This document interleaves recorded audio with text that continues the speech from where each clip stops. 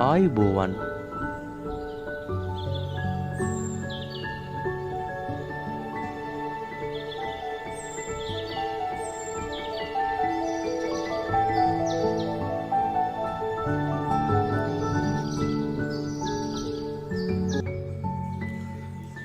ශ්‍රී ලංකාවේ කාලගුණය හා දේශගුණය. ආදරණීය දුවේ පුතේ, ශ්‍රී ලංකාවේ කාලගුණය හා දේශගුණය පිළිබඳ මීට පෙර ඔබ ඉගෙන ගත්තා. එහි දෙවැනි කොටස තමයි අද ඔබ ඉගෙන ගන්න යන්නේ. එහිදී ශ්‍රී ලංකාවේ කාලගුණය හා දේශගුණයේ ව්‍යාප්තිය කෙසේද යන්න සලකා බලමු. ශ්‍රී ලංකාවේ කාලගුණය හා දේශගුණය අධ්‍යයනයේදී ඔබට අන්තර්ගතයන් කීපයක් පවතිනවා ගැනීමට. එහිදී ශ්‍රී ලංකාවේ වර්ෂාපතන ව්‍යාප්තිය, ශ්‍රී ලංකාවේ දේශගුණික කලාප, ශ්‍රී ලංකාවේ දේශගුණයේ සුවිශේෂත්වය, ශ්‍රී ලංකාවේ උෂ්ණත්වය හා ව්‍යාප්තිය පිළිබඳව ඔබට මෙම ඒකකය තුළින් ඉගෙනීමට අවස්ථාව පවතිනවා.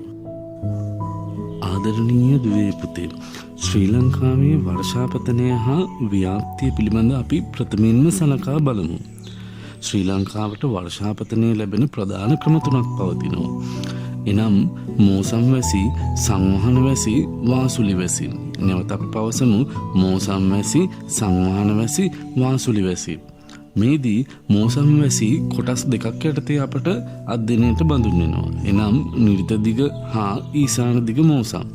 සංවහන වැසිත් කොටස් දෙකක් යටතේ අධ්‍යයනය කරන්න පුළුවන්. එනම් පළවන අන්තර්මෝසම, දෙවන අන්තර්මෝසම.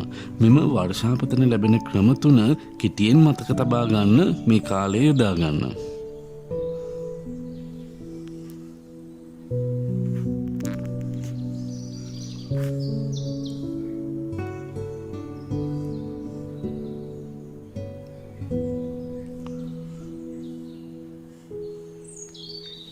ඔබට ලැබෙන කාලය අවසానයි.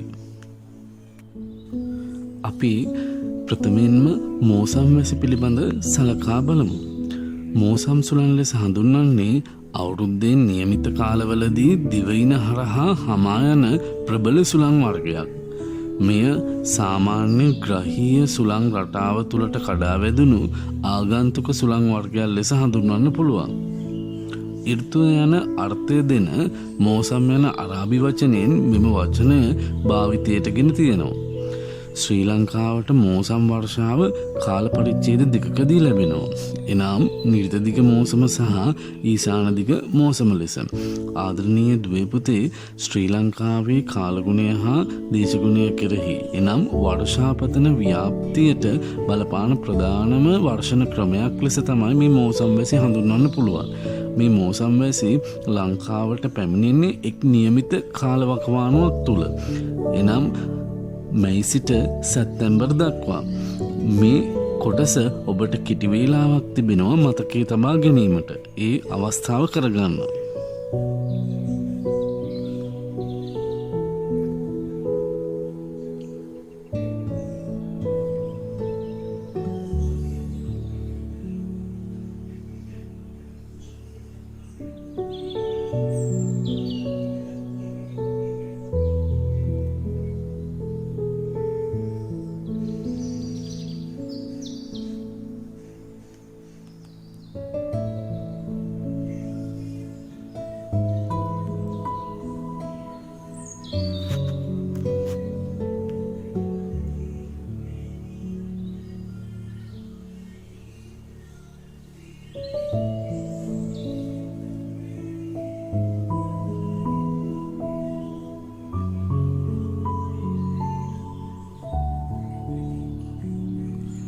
ඔබට ලැබෙන කාලය අවසానයි. ආදරණීය දුවේ පුතේ, දැන් අපි ශ්‍රී ලංකාවට වර්ෂාල්පතනය ලැබෙන තවත් ක්‍රමයක් වන නිරිත දිග මෝසම පිළිබඳ සලකා බලමු. නිරිත දිග මෝසම ශ්‍රී ලංකාවට බලපාන්නේ මැයි සැප්තැම්බර් කාලය තුලදී. අන්තර්නිවර්තන අභිසරණ කලාපය ශ්‍රී ලංකාවට උතුරින් පිහිටීම නිසා කැළඹීම පවතින අතර මෙහිදී මෝසම හොඳින් ක්‍රියාත්මක වෙනවා. මධ්‍යම කඳුකරයේ පිහිටීම නිසා නිරිත දිග මෝසමෙන් දිවයිනට ලැබෙන වර්ෂාපතනයේ විවිධත්වයක් ඇති වෙනවා. නිරිත දිග මෝසමේ සුළඟේ අන්තර්ගත ජල වාෂ්ප මධ්‍ය කඳුකරයේ ඔස්සේ ඉහළට එසවීමෙන් දිවයිනේ බටහිර හා නිරිත දිග ප්‍රදේශවලට වර්ෂාව ලැබෙනවා. මෙම සුළං රට තුළට හමා එන විට බටහිර හා නිරිත බෑවුම සුළං මුහුණත වශයෙන්ද නැගෙනහිර ප්‍රදේශය සුළං මුවාව වශයෙන්ද හැඳින්වෙනවා. ආදරණීය දුවේ පුතේ, දැන් අපි නිරිද්දික මෝසම ශ්‍රී ලංකාවට වර්ෂාපතනය බලපාන්නේ කෙසේදැයි විමසා බැලුවා. මේ ලැබෙන කෙටි කාලය ඔබ නිරිද්දික මෝසම පිළිබඳ මතකයේ තබා ගන්න. මෙහිදී මෝසම බලපාන්නේ කුමන කාලයේ පිළිබඳවද? මෝසම පැමිණීමට හේතු මොනවාද? මේ මෝසම මධ්‍ය කඳුකරයේ බලපෑම නිසා වර්ෂාපතන ලැබෙන ප්‍රදේශ මොනවාද පිළිබඳ ඔබ වැඩි සැලකිල්ලක් දක්වන්න.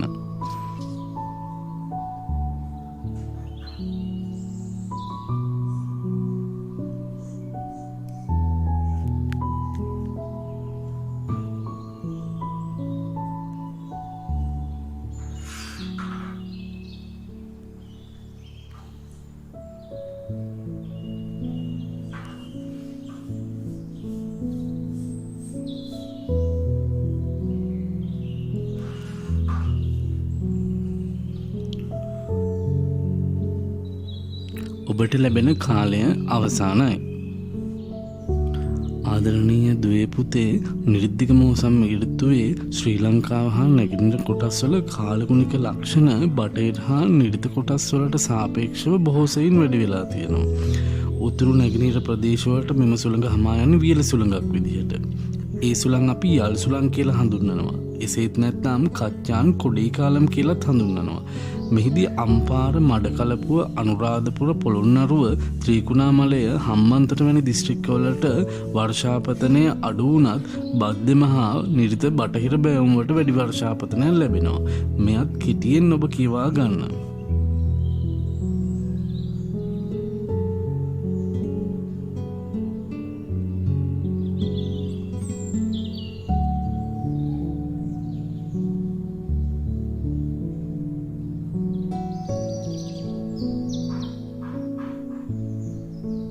ඔබට ලැබෙන කාලය අවසానයි. ආදරණීය දුවේ පුතේ, දැන් ඔබට දර්ශනය වන්නේ ශ්‍රී ලංකාවට නිරිත දෙසින් සුළං හමාගෙන ඇවිල්ලා මධ්‍ය කඳුකරයේ ගැටීම හේතුවෙන් වලාකුළු නිර්මාණය වීම සිද්ධ වෙනවා. මේ වලාකුළු නිර්මාණය මගින් නිර්දික ප්‍රදේශවලට අධික වර්ෂාපතනයක් ලැබෙනවා. ඒ ඔබට ග්‍රැෆික් සටහනක් මගින් ඔබට දැක ගැනීමට හැකියාව ලැබෙනවා. ඒ වගේම දුවේ පුතේ, දැන් අපි විමසා බලමු ඊසානදික මෝසම ශ්‍රී ලංකාවට බලපාන ආකාරය. ශ්‍රී ලංකාවට ඊසාන දෙසින් දිවයිනට ඇතුල් වන ජල වාෂ්ප සහිත සුළං ධාරාව ඊසානදික මෝසම කියලා හඳුන්වනවා. මෙම මෝසම දෙසැම්බර් පෙබරවාරි දක්වා කාලය තුල ක්‍රියාත්මක වෙන්නේ. මේ කාල සීමාවේදී වාසුලි මගින්ද වර්ෂාපතනය ලැබෙනවා. දෙසැම්බර් මුල් භාගය වන විට ඊසානදික මෝසම් සුළං ආරම්භ වෙනවා. ඊසානදික මෝසම් සුළඟ නිරිතදිග මෝසම් සුළඟ හා සසඳන විට අඩු ආර්ද්‍රතාවයකින් යුක්ත වන බැවින් වර්ෂාපතන ප්‍රමාණයද අඩු වෙනවා. ඊසානදික මෝසම් සුළං ගොඩවින් ප්‍රදේශ හරහා හැමීම නිසා අන්තර්ගත ජලවාෂු ප්‍රමාණය අඩුවීමක් හඳුනගන්න පුළුවන්. ආදරණීය දුවේ පුතේ, ශ්‍රී ලංකාවට වර්ෂාපතනය ලැබෙන ප්‍රධාන ක්‍රමයක් තමයි ඊසානදික මෝසම. හැබැයි නිරිතදිග මෝසම තරම් ශ්‍රී ලංකාවට වර්ෂාපතනයක් ලැබෙන්නේ නැහැ. ඒ පිළිබඳ හොඳින් වටහාගෙන මෙම කොටස මෙම ලැබෙන කෙටි කාලය තුල මතකයේ තබා ගන්න.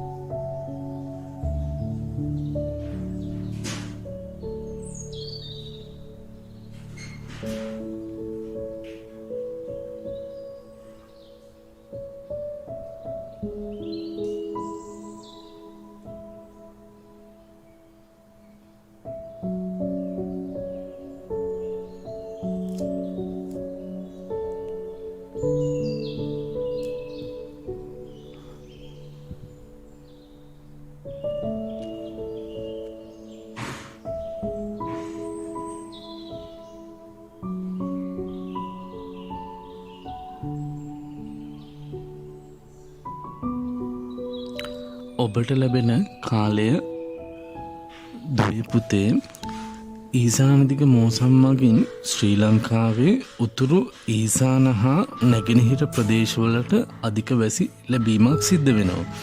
එහෙත් නිරිත දිග හා බටහිර බෑවුම් වලට යම් ප්‍රමාණයක වර්ෂාව ලැබෙන අතර පෙබරවාරි මාසය බොහෝ විට වියලි මාසයකට තමයි සැලකෙන්නේ. මෙහිදී දැන් අපි ඊසානදිග මෝසම නැවත වරක් මතකයේ තබා ගමු. ඊසානදිග මෝසම ශ්‍රී ලංකාවට ප්‍රධාන වශයෙන්ම ලැබෙන්නේ දෙසැම්බර් මාසයේ සිට පෙබරවාරි මාසය දක්වා. මේ කාල සීමාව තුළදී ඊසාන දිගෙන් හමන සුළඟ හේතුවෙන් ශ්‍රී ලංකාවේ වියලි කලාපයේ ප්‍රදේශවලට අධික වර්ෂාපතනයක් ලැබෙනවා. එතකොට මෙම ඊසාන දිග මෝසමේ උතුරු ඊසාන හා නැගෙනහිර ප්‍රදේශවලට තමයි අධික වැසි ලැබෙන්නේ. මේ කාල සීමාව තුළ ශ්‍රී ලංකාවට ප්‍රධාන වශයෙන් වාසුලි වර්ෂාවත් ලැබෙන්න පුළුවන්. එහෙත් නිරිත දිග හා බටහිර බෑවුම් වලට යම් ප්‍රමාණයක වර්ෂාව ලැබෙන අතර පෙබරවාරි මාසය සමහර විට වියලි මාසයක් විදිහට අපට නිර්මාණය වෙලා තියෙනවා. මෙහිදී ඔබ සැලකිල්ලට ගන්න ඕනි නිරිත දිග මෝසමට සාපේක්ෂව ඊසාන දිග මෝසමෙන් ලැබෙන වර්ෂාපතන ප්‍රමාණය අඩුවීම කැපී පෙනෙන ලක්ෂණයක් බව. ඒ නිසා ඔබට මේ ලැබෙන කෙටි කාලය මෙය මතකයේ තබා ගන්න.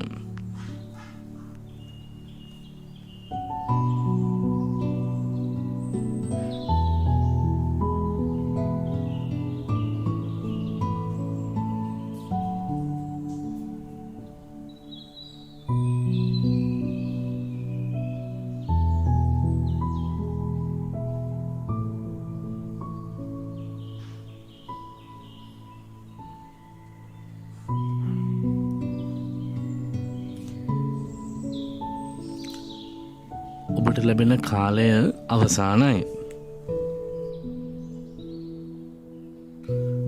දැන් ඔබට දකින්න පුළුවන් වෙන්නේ ඊසාන දිසින් සුළං හමාගෙන එන ආකාරයයි. එමගින් මධ්‍ය කඳු කිරේ ගැටීමෙන් වලාකුළු නිර්මාණය වෙලා ඊසාන දිග ප්‍රදේශයට අධික වර්ෂාවක් ලැබෙන ආකාරය ඔබට දැක ගන්න පුළුවන්.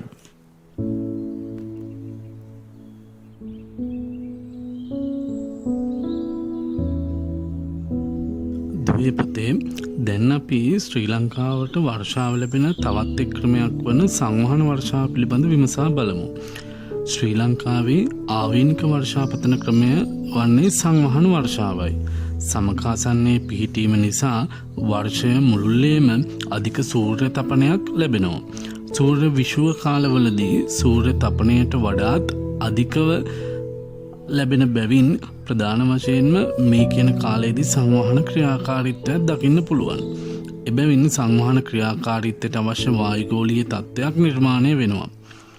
මෝසම් සුළඟේ බලපෑම ඉවත් වූ පසුව දිවයිනේ ඉතා නිශ්චල වායුගෝලීය තත්ත්වයක් දක්නට ලැබෙනවා.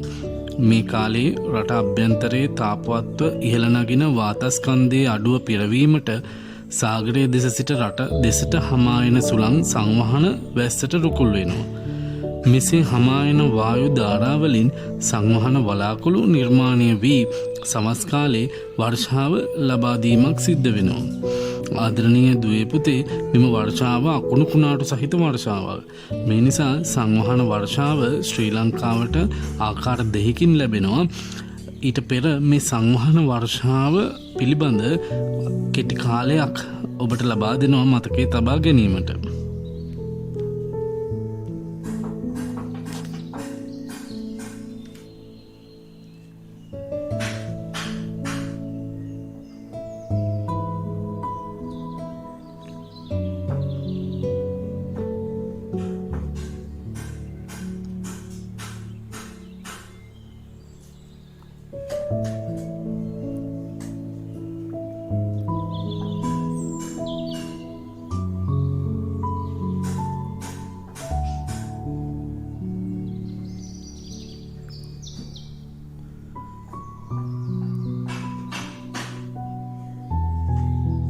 ඔබට ලැබෙන කාලය අවසానයි. දුවේ පුතේ, දැන් අපි සංවහන ක්‍රියාවලිය පිළිබඳ තවදුරටත් පැහැදිලි කරගමු. සංවහන ක්‍රියාවලිය අනුව පෙරවරුවේ පැහැදිලි අහසක් අපට දකින්න පුළුවන්. ක්‍රමයෙන් දහවල් කාලය වන විට අධික සූර්යාලෝකයක් සමග උණුසුම් වන වාතස්කන්ධ සැහැල්ලු වෙලා ඉහළ නැගීම ආරම්භ වෙනවා. උපනිවර්තන වැඩිපීඩන කලාපවලින් සමක අඩුපීඩන කලාපයට පැමිණෙන වාතස්කන්ධද මෙලෙස උණුසුම් වෙලා සැහැල්ලු වෙලා ඉහළ නගිනවා. එම ඉහළ නැගි වාතය ඝනීභවනය වී කැටි වලාකුළු නිර්මාණය වෙනවා. ඒවා දහවල් 1-2 පමණ වන විට මැනවින් අපට දැක ගන්න පුළුවන්. මෙම කැටි වලාකුළු සවස් භාගය එනම් සවස 3-4 පමණ වන විට ක්‍රමයෙන් කැටි වැහි වලාකුළු බවට පත් වෙනවා. වර්ධනය වන කැටි වැහි වලාකුළු ඉතා තද අලු පැහැයෙන් යුක්තයි. සවස 5-6 පමණ වන විට අහස ඉතා අඳුරු පැහැයකින් යුක්ත වන අතර හදිස්සි ධාරානිපාත වර්ෂාවක් හටගන්නවා. අකුණු ගැසීම් සහ විදුලි කෙටීම් සහිත මෙම සංවහන වර්ෂාව විනාඩි 15ත් 120ක් දක්වා කාලයක් ක්‍රියාත්මක වෙන්න පුළුවන්.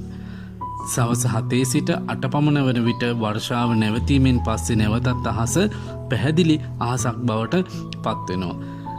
ආදරණීය දුවේ පුතේ, මේ කෙටි කාලය මේ සංවහන ක්‍රියාවලියේ සිදුවන ආකාරය ඔබ කියවා ගන්න.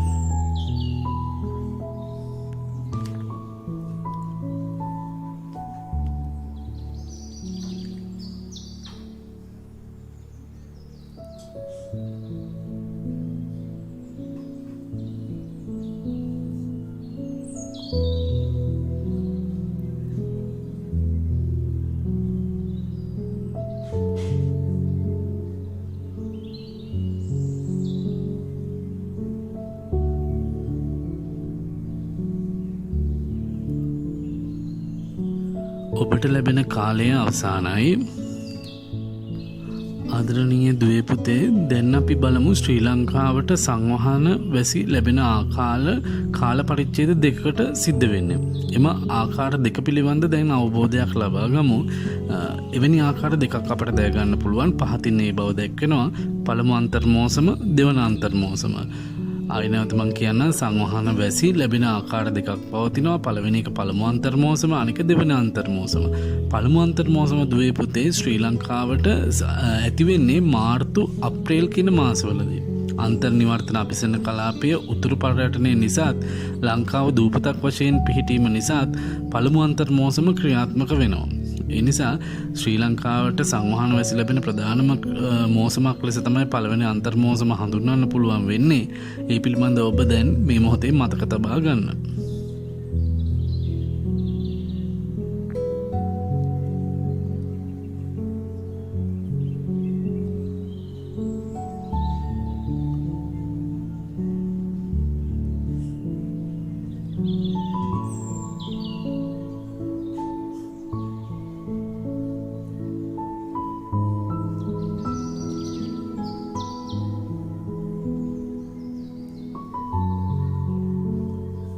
ඔබට ලැබෙන කාලය අවසానයි.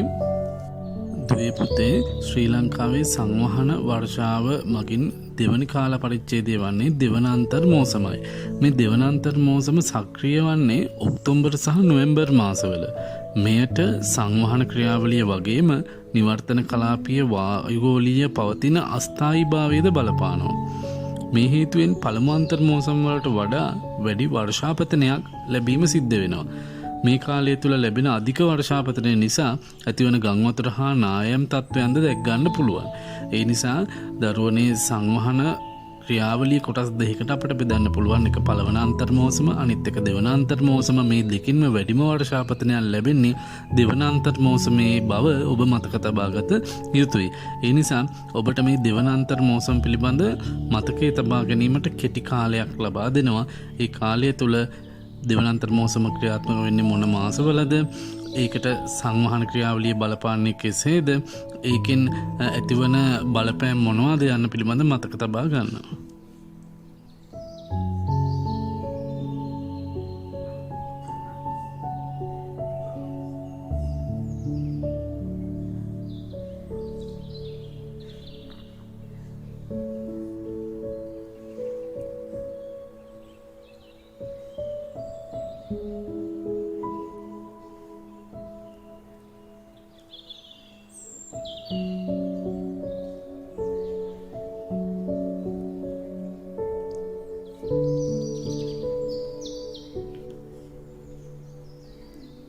ඔබට ලැබෙන කාලය අවසానයි. දුවේ පුතේ, දැන් අපි බලමු ශ්‍රී ලංකාවට වර්ෂාපතනය ලැබෙන තවත් ක්‍රමයක් දෙස. මෙහිදී වාසුලි මගින් ශ්‍රී ලංකාවට වර්ෂාපතනය ලැබීමක් සිද්ධ වෙනවා. මෙම වාසුලි ඉන්දියන් සාගරයේ බෙන්ගාල බොක්ක ආශ්‍රිතව තමයි හටගන්නේ. මේ නිසා ශ්‍රී ලංකාවේ ගොඩබිම්වලට ආවේනික වූ දේශගුණික තත්ත්ව වෙනස් කිරීමට සමත් වෙනවා. වාසුලි ප්‍රබල වන්නේ ශ්‍රී ලංකාවට ආවේනික මෝසම් හා සංවහන රටාවන්හි පසුබෑමක් නිසා. ශ්‍රී ලංකාවට නොවැම්බර් මාසයේදී වාසුලි බලපැවැත්වෙන අතර එමගින් අධික වර්ෂාවක් බලාපොරොත්තු වෙන්න පුළුවන්. හැබැයි සංවහන තරම් ප්‍රබල වෙන්නේ නැහැ. මෙම වාසුලි ශ්‍රී ලංකාවට නැගෙනහිර දිශාවෙන් රට තුළට ඇතුළු වෙලා වයඹ දෙසින් පිටව යනවා. ඒ නිසා දුවේ පුතේ, මෝසම් වන ඊසාන දිග හා නිර්ත දිග මෝසම් වගේම තවත් ලැබෙන ක්‍රමයක් ලෙස වාසුලි අපට හඳුන්වන්න පුළුවන්. මේ වාසුලි ප්‍රධාන වශයෙන්ම නොවැම්බර් මාසයේ තමයි ශ්‍රී ලංකාවට ලැබෙන්නේ. ඒ නිසා ඔබ මතකයේ තබා ගැනීමේදී මේ වාසුලි නිර්මාණය වන ආකාරය පිළිබඳව අවබෝධ කරගන්න ඕනි. මෙහිදී බෙන්ගාල බොක්ක ආශ්‍රිතව හට ගැනීම, ඒ නිසා ශ්‍රී ලංකාවේ දේශගුණ තත්ත්වය වෙනස් වීම, මෝසම් හා සංවහන රටාවන්හි පසුබෑම නිසා වාසුලි ප්‍රබල වීම වැනි කාරණා වැඩි අවධානයක් යොමු කර ගනිමින් වාසුලි යන කොටස මතක තබා ගැනීමට මේ කෙටි කාලය යොදා ගන්නවා.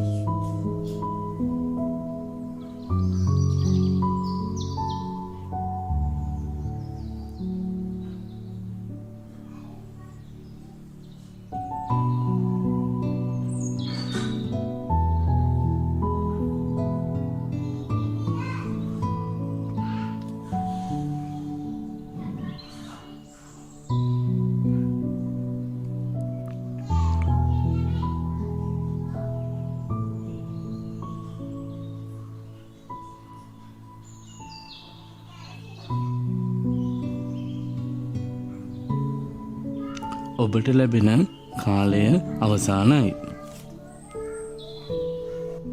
දුවේ පුතේ, දැන් ඔබට දර්ශනය වන්නේ ශ්‍රී ලංකාවේ වාසුලි ක්‍රියාත්මක වන ආකාරයයි. ශ්‍රී ලංකාවේ නැගෙනහිර වෙරළෙන් ආරම්භ වෙලා වයඹ දිශානුගතව වාසුලි ගමන් කරන ආකාරය ඔබට දිසෙනු ඇත.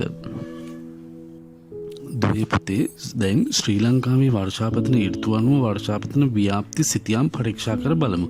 ඊසාන දිග මෝසම් ඍතුවේදී ශ්‍රී ලංකාවේ ඊසාන හා නැගෙනහිර ප්‍රදේශවල අධික වර්ෂාවල් ලැබෙන අතර නිර්දිග ප්‍රදේශයට අඩු වර්ෂාපතනයක් ලැබෙනවා. නිර්දිග මෝසම් ඍතුවේදී ප්‍රධාන වශයෙන්ම ශ්‍රී ලංකාවේ නිර්දිග ප්‍රදේශවලට ඉහළ වර්ෂාපතනයක් ලැබෙන අතර අනෙකුත් ප්‍රදේශ වියලි ප්‍රදේශ ලෙස පවතිනවා. පළමුවන අන්තර් මෝසම් ඍතුවේදී ශ්‍රී ලංකාවේ නිර්දිග ප්‍රදේශයට වර්ෂාපතනය වැඩි වෙන අතර ඒත් නිර්දිග මෝසම තරම් ප්‍රබල වන්නේ නැහැ. දෙවන අන්තර් මෝසමේදී ශ්‍රී ලංකාවේ සමස්තයක් ලෙස මුළු ලංකාවටම වර්ෂාපතනය ලැබෙන ප්‍රදේශයක් විසිය හඳුනන්න පුළුවන්. ආදරණීය දුවේ පුතේ, දැන් අපි ශ්‍රී ලංකාවේ දේශගුණික කලාප පිළිබඳව සලකා බලමු. මෙහිදී ශ්‍රී ලංකාවේ දේශගුණය සම්බන්ධයෙන් කර ඇති තවත් වර්ගීකරණයක් ලෙස මේ දේශගුණික කලාප හඳුන්වන්න පුළුවන්. මෙහිදී උෂ්ණත්වය හා වර්ෂාපතනය යන දේශගුණික මූලයන් ප්‍රධාන කොට ගනිමින් උන්නතාංශය හා වෘක්ෂලතා වැස්මෙහි ස්වභාවයද සැලකිල්ලට ගෙන ප්‍රධාන දේශගුණික කලාප පහක් හඳුනා ගන්න පුළුවන්. මෙම දේශගුණික කලාප පහ පහතින් දැක්වෙනවා. ඒවා නම් පහතරට තෙත් කලාපය, පහතරට වියලි කලාපය, කඳුරට තෙත් කලාපය, කඳුරට වියලි කලාපය, අර්ධ ශුෂ්ක කලාපය ලෙස අපට හඳුන්වන්න පුළුවන්. දුවේ පුතේ, මේ ශ්‍රී ලංකාවේ දේශගුණික කලාප අපට ප්‍රධාන වශයෙන්ම දේශගුණය පිළිබඳව ඉගෙනීමේදී ඉතා විශාල වැදගත්කමක් දක්වනවා. එහිදී ලංකාවම කලාප පහකට බෙදලා තියෙනවා. ඒ කලාප ලෙස පහතරට තෙත් කලාපය, වියලි කලාපය, කඳුරට තෙත් කලාපය, කඳුරට වියලි කලාපය අර්ධ ශුෂ්ක ලෙස බෙදා වෙන් කිරීම තුළ ඒවැයි වෘක්ෂලතාවල පවා වෙනස්කම්වට හඳුනා ගන්න හැකියාව ලැබෙනවා. ඔබට මේ ලැබෙන කෙටි කාලය ශ්‍රී ලංකාවේ දේශගුණික කලාප පිළිබඳ මතකයේ තබා ගන්න.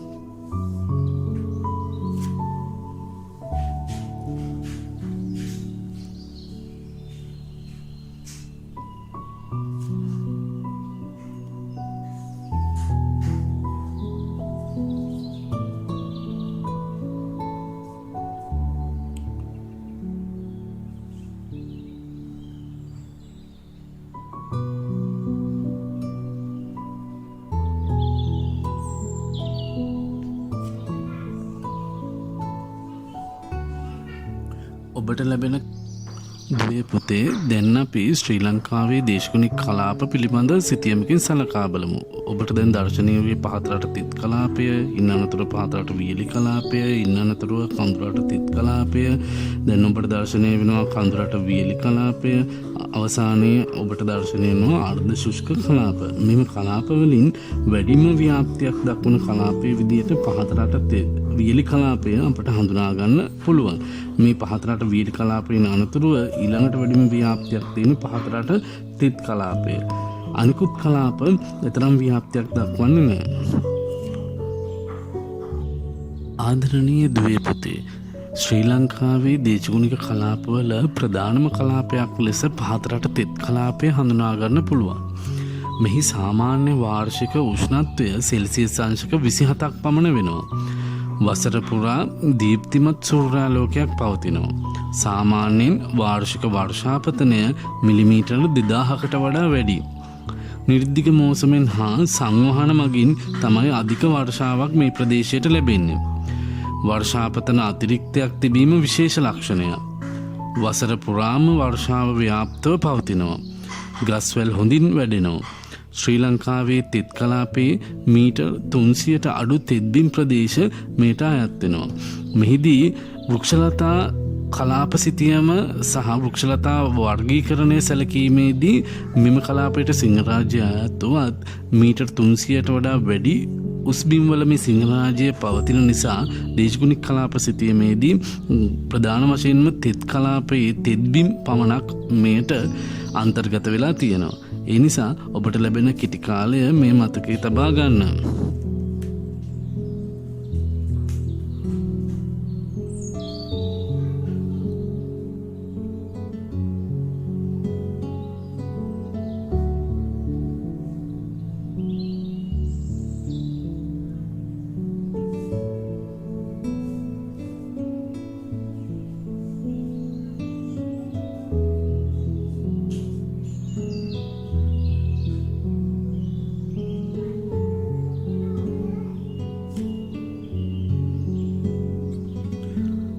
ආදරණීය දුවේ පුතේ, ඔබට ලැබෙන කාලය අවසానයි. ඔබ පහතරට තෙත් කලාපයේ පවතින තෙත්බිම් පිළිබඳ කෙටි වීඩියෝ පටයක් ඔබට දැන් දැක ගැනීමට හැකියාවක් ලැබෙනවා. එය නැරඹීමෙන් මෙම පහතරට තෙත් කලාපයේ වෘක්ෂලතා අවබෝධ කරගන්න පුළුවන්.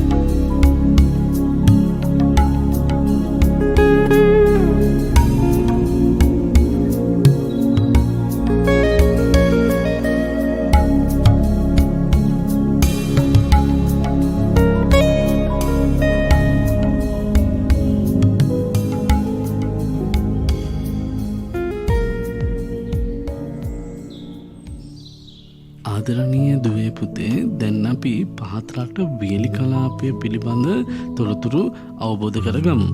සාමාන්‍යයෙන් වාර්ෂික උෂ්ණත්වය සෙල්සියස් අංශක 30ක් පමණ මේ පහත් රට වියලි කලාපයට ලැබෙනවා. එහෙත් උතුරු හා නැගෙනහිර ප්‍රදේශවල එය සෙල්සියස් අංශක 27.5කට වඩා වැඩි.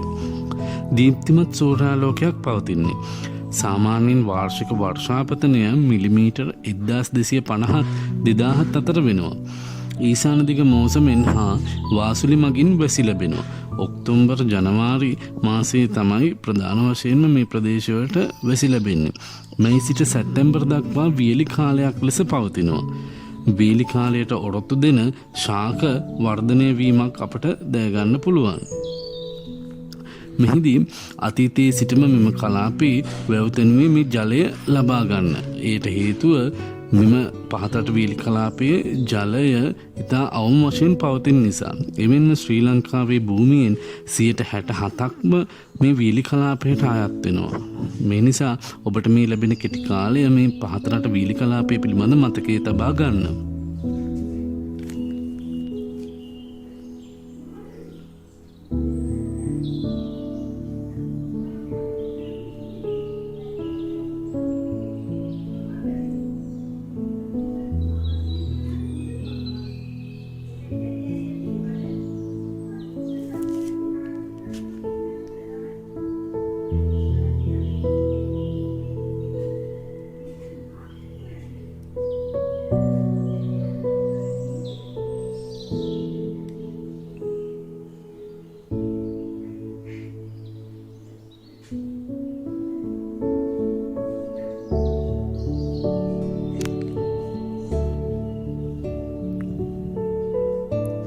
ඔබට ලැබෙන කාලය අවසානයි. දැන් ඔබට දර්ශනය වන්නේ ශ්‍රී ලංකාවේ වියලි කලාපීය වනාන්තර වල යම්කිසි ගස් ශාක වල ව්‍යාප්තිය පිළිබඳව සහ ශාක පිළිබඳව සහ ජෛව විවිධත්වය පිළිබඳව කෙටි වීඩියෝ දර්ශනයක් අපි නරඹමු.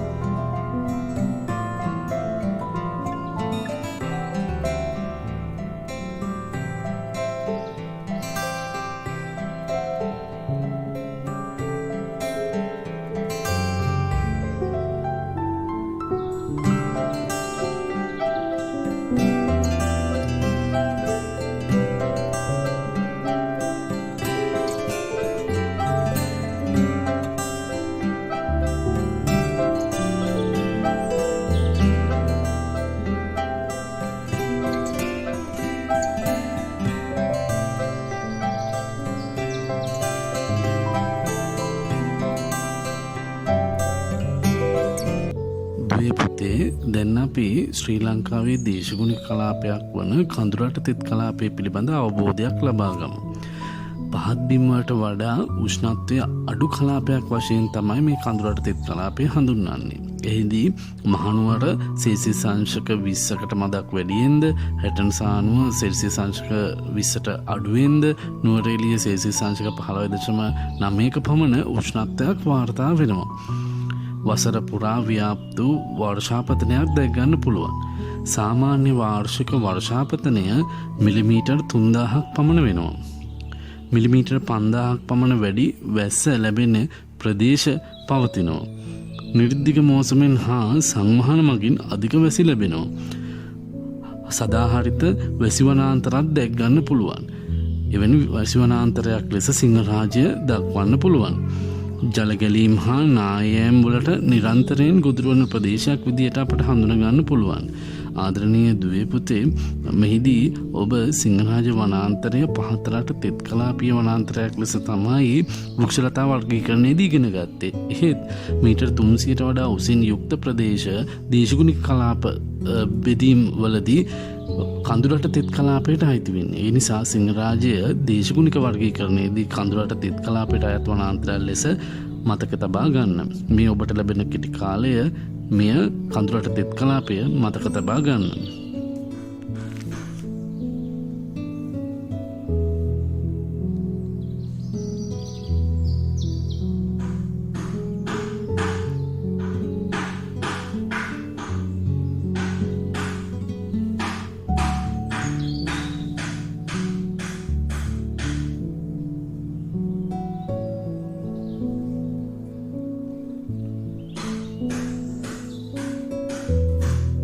ඔබට ලැබෙන කාලය අවසానයි. ආදරණීය දුවේ පුතේ, දැන් ඔබට දර්ශනය වන්නේ ශ්‍රී ලංකාවේ සදාහරිත වැසි වනාන්තරයක් වන සිංහරාජ වනාන්තරයේ දර්ශන කීපයක්. මෙම වනාන්තරය ප්‍රධාන වශයෙන්ම කඳුරට තෙත් කලාපයට අයත් දේශගුණික කලාප වශයෙන් තමයි හඳුනගන්නේ. මෙහිදී වෘක්ෂලතා වර්ගීකරණයේදී මෙම සිංහරාජ වනාන්තරය පහතරට තෙත් කලාපයට අයත් වුණත් මීටර් 300ට වඩා උසින් යුක්ත බිමක පැවතීම නිසා දේශගුණ වර්ගීකරණයේදී අපි කඳුරට තෙත් කලාපයට අයත් වෙන බව මතකයේ තබා ගන්න.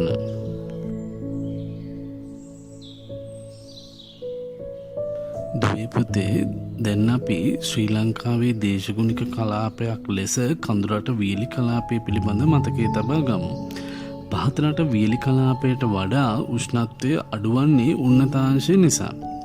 වාර්ෂික වර්ෂාපතනය මිලිමීටර් 1500ක් 2000ත් අතර වෙනවා. නකල්ස් වැනි උස්බිම්වල වර්ෂාපතනය මිලිමීටර් 3000ක් පමණ වෙනවා.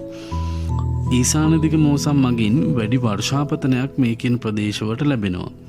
සුළං මුවාවේ පවතින නිසා වසරේ වැඩි කාලයක් වියලි කාලගුණයක් ලෙස තමයි පවතින්නේ. දුවේ පුතේ, මෙහිදී අපි මධ්‍ය කඳුකර ප්‍රදේශයේ නැගෙනහිර පැත්තට වන්නට තමයි මේ කියන කඳුරට වියලි කලාපය අපට හඳුනගන්න පුළුවන් වෙන්නේ. මේ කඳුරට වියලි කලාපයේ දකින්න පුළුවන් ප්‍රධානම කඳු මුදුනක් නැත්නම් ප්‍රදේශයක් ලෙස අපි නකල්ස් හඳුන්වන්න පුළුවන්. මේ කියන නකල්ස් ආශ්‍රිතව ප්‍රධාන වශයෙන්ම කඳුරට වියලි කලාපය අපට දැකගැනීමේ හැකියාවක් පවතිනවා. ඒ නිසා මේ සුළං මුවාවේ පිහිටීම නිසා වසරේ වැඩි කාලයක් වියලි කාල ගුණයක් පවතිනවා. නකල්ස් වැනි උස්බිම් වල වර්ෂාපතන ටිකක් ඉහළ මට්ටමක පවතින්නේ ඒ ටිකක් උසින් පවතින නිසා. දැන් ඔබට මේ මතකයේ තබා ගන්න කෙටි කාලයක් ලබා දෙනවා.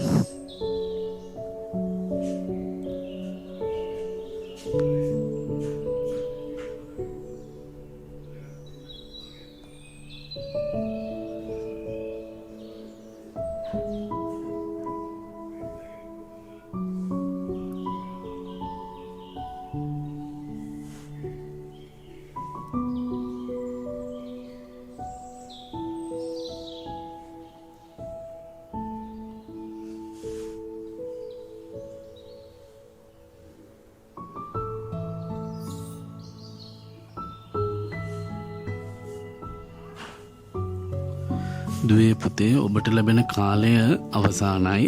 දැන් ඔබට දර්ශනය වන්නේ නකල්ස් රක්ෂිතය නැත්නම් නකල්ස් ප්‍රදේශයේ රූපරාමු කීපයක්. මෙහිදී කඳුරට වියලි කලාපයට අයත් ප්‍රදේශයක් ලෙස තමයි නකල්ස් උස්බිම් හඳුන්වන්නේ. මෙහි වාර්ෂික වර්ෂාපතනය මිලිමීටර් 3000ක් පමණ වෙනවා. ඊසානදිග මෝසමෙන් තමයි මේ කියන ප්‍රදේශයට වැඩි වර්ෂාපතනයක් ලැබෙන්නේ. උස් ප්‍රදේශයක පවතින නිසා ප්‍රධාන වශයෙන් උස්බිම් භූ දර්ශන තමයි අපට දැක ගන්න පුළුවන් වෙන්නේ. හැබැයි මේ සුළං මුවාවේ පවතින නිසා වසරේ වැඩි කාලයක් වියලි කාල ගුණයක් ලෙස තමයි මේ නකල්ස් ප්‍රදේශය පවතින්නේ. ආදරණීය දුවේ පුතේ, ශ්‍රී ලංකාවේ දේශගුණික කලාපවල තවත් කලාපයක් ලෙස අර්ධ ශුෂ්ක කලාපය හඳුනා ගන්න පුළුවන්. සාමාන්‍යයෙන් මෙම අර්ධ ශුෂ්ක කලාපය වාර්ෂික වර්ෂාපතනයේ මිලිමීටර් 1250ට අඩුවෙන් ලැබෙනවා. දිවයිනේ අනෙක් ප්‍රදේශවලට වඩා උෂ්ණත්වය මදක් වැඩි. දිගු නියං කාලයක් පවතිනවා. වලාකුළු රහිත පැහැදිලි අහස හා අධික උෂ්ණත්වය නිසා ශුෂ්ක බව මේ කියන ප්‍රදේශවල අපට දැනගන්න පුළුවන්. මෙම අර්ධ ශුෂ්ක කලාප ශ්‍රී ලංකාව ගත්තොත් එහෙම ශ්‍රී ලංකාවේ පුත්තලමේ සිට මන්නාරම් දූපත් දක්වා කියන ප්‍රදේශයේත් ඒ වගේම හම්බන්තොට ආශ්‍රිතව ප්‍රදේශයේත් අපට මේ අර්ධ ශුෂ්ක කලාපය දැක ගැනීමේ හැකියාවක් පවතිනවා. මේ ප්‍රදේශ අනෙකුත් ප්‍රදේශවලට වඩා වෘක්ෂලතාවල යම්කිසි වෙනස්කමක් දකින්න පුළුවන්. ඔබට මේ ලැබෙන කෙටි කාලය මේ අර්ධ ශුෂ්ක කලාපයේ මතකයේ තබා ගන්න.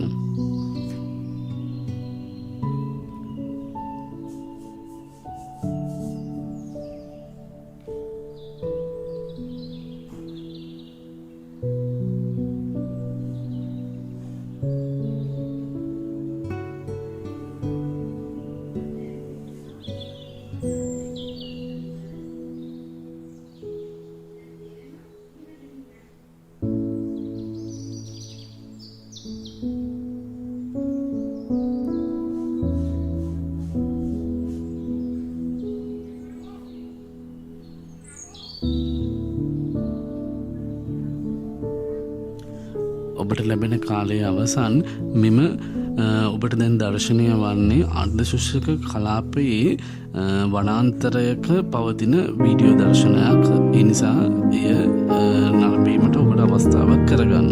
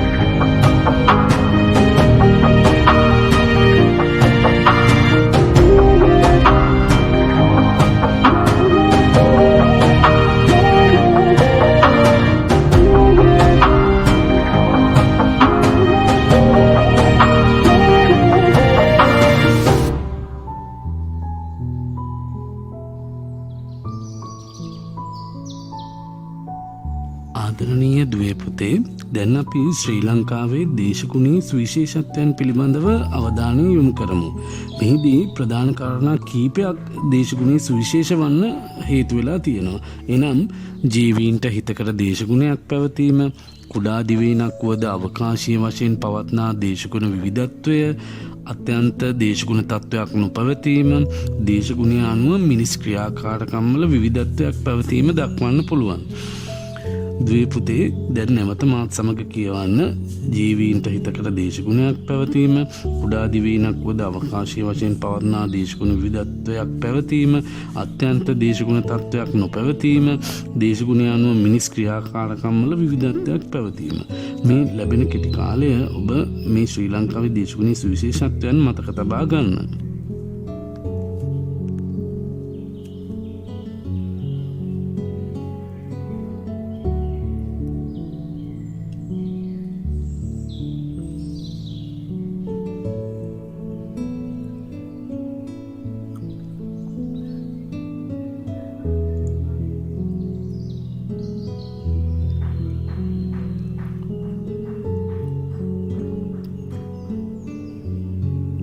ඔබට ලැබෙන කාලය අවසන්. ආදරණීය දුවේ පුතේ, දැන් අපි ශ්‍රී ලංකාවේ දේශගුණයේ පවතින එක් සුවිශේෂත්වයක් වන ජීවීන්ට හිතකර දේශගුණයක් පැවතීම යන කාරණය විමසා බලමු. ශ්‍රී ලංකාවේ දේශගුණයේ සුවිශේෂත්වයක් ලෙස මෙය හඳුන්වන්න පුළුවන්. මෙහිදී මිනිසුන්ට සතුන්ට මෙන්ම ශාකවල පැවැත්ම සඳහා සුදුසු දේශගුණ තත්ත්වයක් පැවතීම වැදගත් වෙනවා. මෙහිදී ජීවීන්ට සුදුසු උෂ්ණත්වයක් මෙන්ම වර්ෂාපතනයක් ශ්‍රී ලංකාව තුළ පවතිනවා. ශ්‍රී ලංකාවේ සාමාන්‍ය උෂ්ණත්වය සෙල්සියස් අංශක 21ක් හා 27ක් අතර ප්‍රමාණයක පැවතීමද, සාමාන්‍ය වර්ෂාපතනයේ මධ්‍යඅගය මිලිමීටර් 1861ක් පමණ ඉහළාගයක් පැවතීම නිසාත් ජීවීන්ට හිතකර දේශගුණයක් පවතිනවා. ආදරණීය දුවේ පුතේ, ජීවීන්ට හිතකර දේශගුණයක් පැවතීම තුළ ශ්‍රී ලංකාවේ ඉහළ ජෛව විවිධත්වයක් පැවතීමත් අපට හඳුනා ගන්න පුළුවන්. කුඩා දිවයිනක් වුණත් ජීවීන්ට හිතකර දේශගුණයක් පැවතීම ශ්‍රී ලංකාවේ දේශගුණයේ පවතින සුවිශේෂත්වයක් ලෙස හඳුන්වන්න පුළුවන්. මේ ලැබෙන කෙටි කාලය ඔබ මේ මතකයේ තබා ගන්න.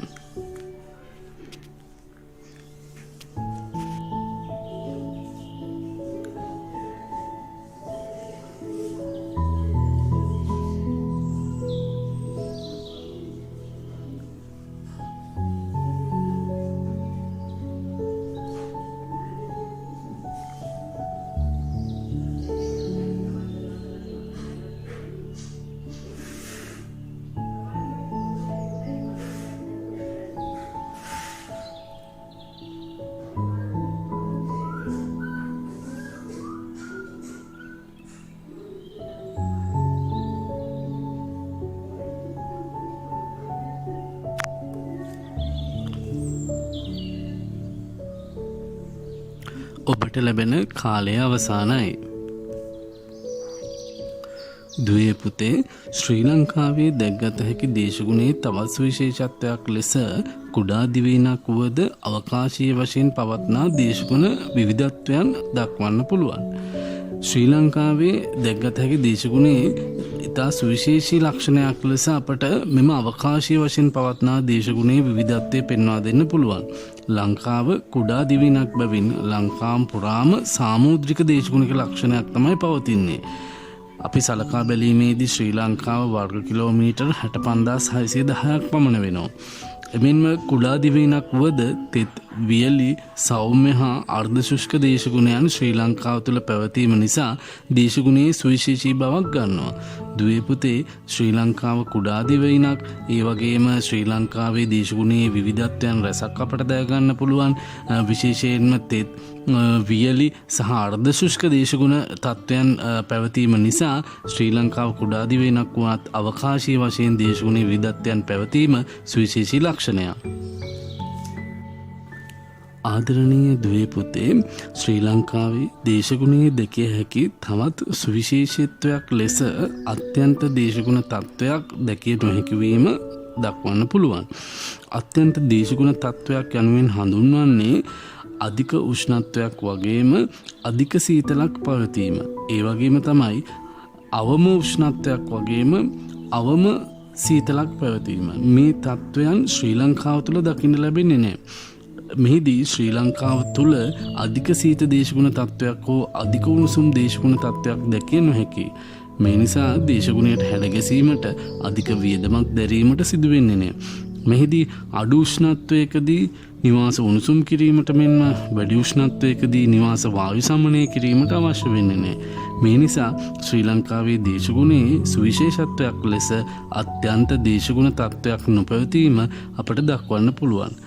ඔබට දැන් මේ ලැබෙන කෙටි කාලය මේ අත්‍යන්ත දේශගුණ තත්ත්වයක් නොපැවතීම යන ශ්‍රී ලංකාවේ දේශගුණයේ සුවිශේෂත්වය යන කරුණ මතකයේ තබා ගන්න උත්සාහයක් දරන්න.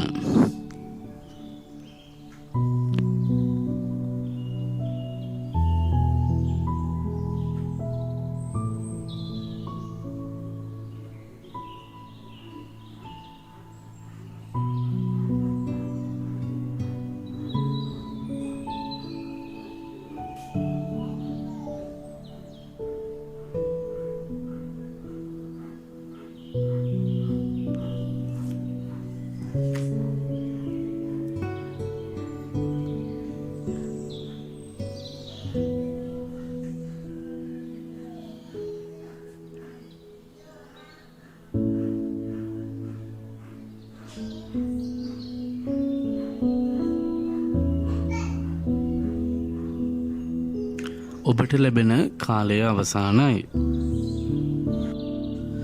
දුවේ පුතේ, දැන් අපි අවසානයේම ශ්‍රී ලංකාවේ උෂ්ණත්වය හා ව්‍යාප්තිය පිළිබඳ අවබෝධයක් ලබා ගමු. සමකාසන්න දිවිනක් වුවද අවකාශීය වශයෙන් උෂ්ණත්වයේ වෙනස්කම් පවතිනවා. තැනිතලා බිම්වල වාර්ෂික සාමාන්‍ය උෂ්ණත්වය සෙල්සියස් අංශක 27.5ක් පමණ වෙනවා. උන්නතාංශයේ වැඩි වෙන විට උෂ්ණත්වය පහළ බැසීමක් සිද්ධ වෙනවා. ඒ පතන ශීඝ්‍රතාවය ලෙසත් අපි හඳුන්වනවා. මීටර් 1800ක් පමණ උස්වන නුවරඑළිය නගරයේ වාර්ෂික මධ්‍යම උෂ්ණත්වය හිරුදාවකට මදක් පෙරද පවතිනවා. වාර්ෂික මධ්‍යම උෂ්ණත්වය සෙල්සියස් අංශක 1.5 අතර වෙනස් වෙනවා. නුවරඑළිය ආශ්‍රිත කඳුකර ප්‍රදේශවල වසරකට දින 4ක් පමණ මල් තුහින පවතිනවා. ඒ නිසා දුවේ පුතේ, ශ්‍රී ලංකාවේ උෂ්ණත්ව ව්‍යාප්තිය සලකා බැලීමේදී විරලාසන්න ප්‍රදේශවල උෂ්ණත්වය ඉහළ මට්ටමක පවතින බවත්, කඳුකර ප්‍රදේශවලට යන විට පතන ශීඝ්‍රතා ක්‍රියාවලිය හේතුවෙන් උෂ්ණත්වය අවම වන බවත් මතක තබා ගන්න. මේ ඔබට ලැබෙන කෙටි කාලය ශ්‍රී ලංකාවේ උෂ්ණත්වය හා ව්‍යාප්තිය කෙටියෙන් මතක තබා ගන්න.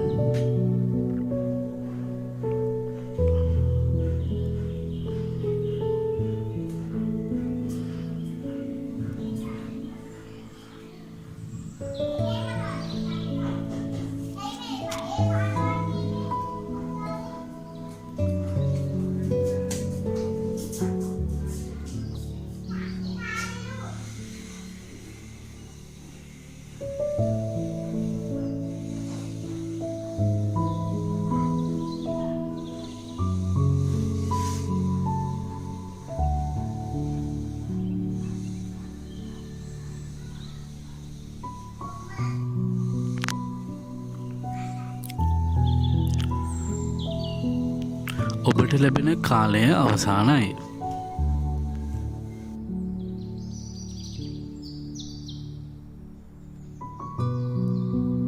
ආදරණීය දුවේ පුතේ, මෙතනින් පාඩම අවසන් වෙනවා. මෙතෙක් වෙලා රැඳී සිටි ඔබ සැමට ස්තුතියි.